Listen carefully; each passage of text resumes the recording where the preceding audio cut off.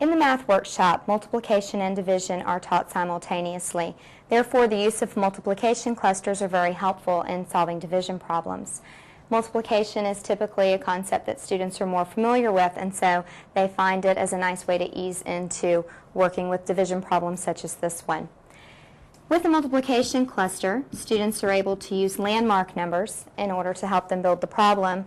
With this particular problem, which can be solved using a landmark number of 10, they can use mental math in order to find the product. 16 times 10, giving them 160.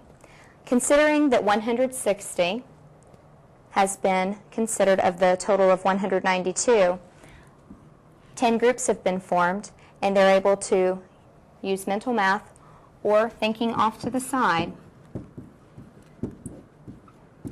that 32 still needs to be considered. Using what they know about multiplication, if they don't know, for instance, that 2 groups of 16 equals 32, they might just try one group of 16, and one group of 16 equals 16.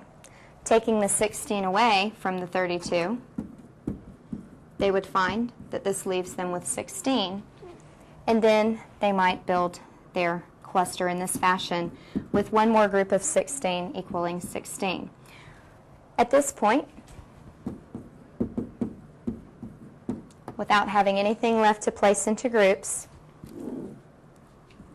after realizing that they have made groups of 16, with 10 groups of 16 plus one group plus one group, this represents a total of 12 groups of 16.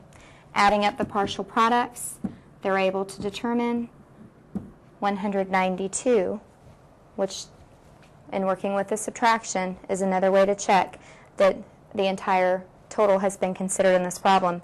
They're able to see that 12 groups of 16 was formed for the total of 192, and they would then write their answer in a complete sentence. How many groups were formed? 12 groups were formed.